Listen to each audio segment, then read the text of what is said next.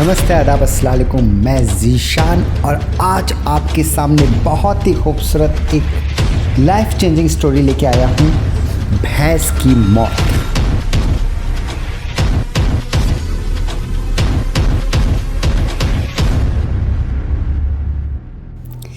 एक दार्शनिक अपने एक शिष्य के साथ कहीं गुजर रहा था। चलते चलते वे एक खेत के पास पहुंचे।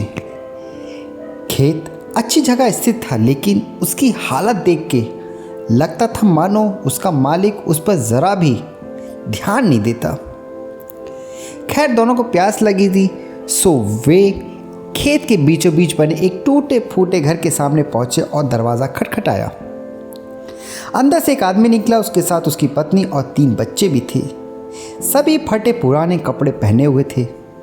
दार्शनिक बोला, श्रीमान, क्या हमें पानी मिल सकता है? बड़ी प्यास लगी है। आदमी बोला, ज़रूर। उसने पानी का जग थमाते हुए बोला, मैं देख रहा हूँ आपका खेत इतना बड़ा है, पर इसमें कोई फसल नहीं बोई गई है और ना ही यहाँ फलों के वृक्ष दिखाई दे रहे। आखिर आप लोगों का गुजारा कैसे चलता है? दार्शनिक ने प्रश्न किया। जी, हमारे पास एक भैंस है, वो काफ़ी दूध देती है। उसे पास के गांव में बेचकर कुछ पैसे मिल जाते हैं और बचे हुए दूध का सेवन कर हमारा गुजारा चलता है, आदमी ने समझाया।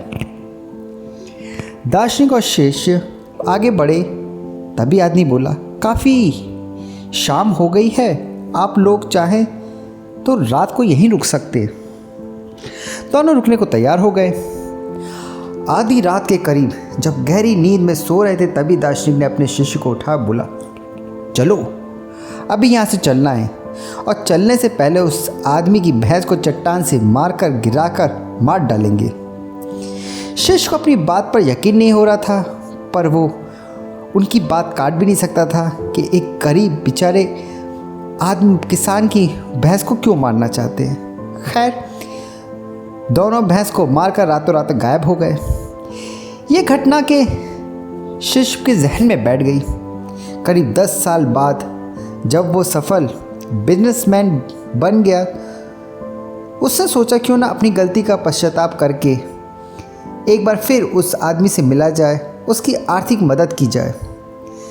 अपनी चमचमाती कार से वे उस खेत में सामने पहुंचा। शिष्य को अपनी आंखों पे यकीन नहीं हो रहा था।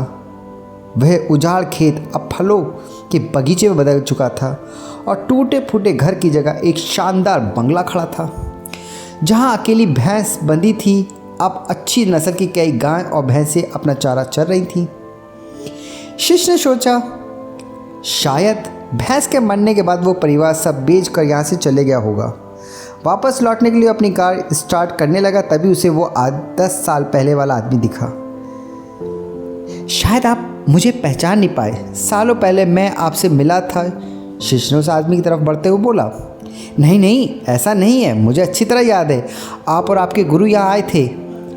कैसे भूल सकता हूँ? उस दिन से ने मेरा जीवन ही बदल कर रख दिया।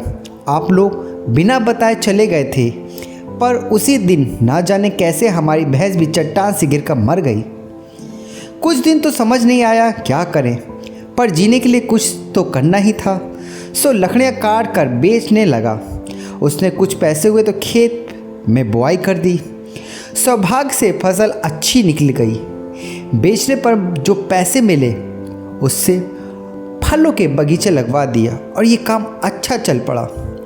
इस समय मैं आसपास के हज़ारों गांव में सबसे बड़ा फल व्यापारी हूँ। सचमुच ये सब कुछ ना होता अगर उस भैंस की मौत ना हुई होती। लेकिन ये काम पहले भी तो कर सकते थे? शिष्य ने आश्चर्य से पूछा। आदमी बोला, बिल्कुल कर सकता था, पर तब जिंदगी उतनी मेहनत से आराम से चल रही थी, कभी लगा ही नहीं कि मेरे अंदर भी इतनी क्षमता है, सो कोशिश ही नहीं की। पर भैंस मर गई, तब हाथ पैर मारने पड़े। मुझ जैसा गरीब बेहाल इंसान भी इस मुकाम तक पहुंच पाया। आज शिष्य अपने गुरु के निर्देश का असली मतलब समझ चुका था, बिना किसी पश्चाताप के वापस लौट पा रहा था। फ्रेंड्स, कई बार हमारी परिस्थितियाँ इतने आदी हो जाते हैं कि उसी से जीना सीख लेते हैं, फिर चाहे परिस्थिति बुरी ही क्यों ना हो। हम अपनी जॉब से नफ़रत करते हैं, फिर भी उसे पकड़े पकड़े ज़िंदगी बिता देते हैं।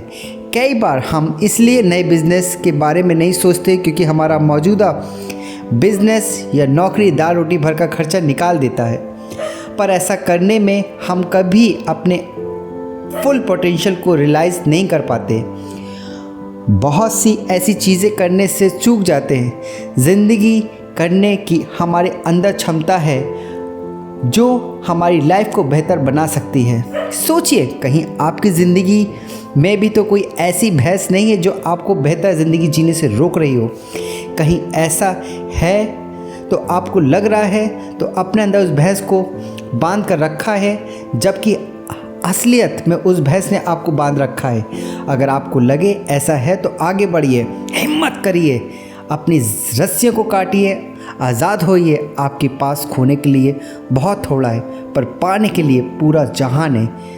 जाइए, उसे पाकर दिखाइए। Thank you so much.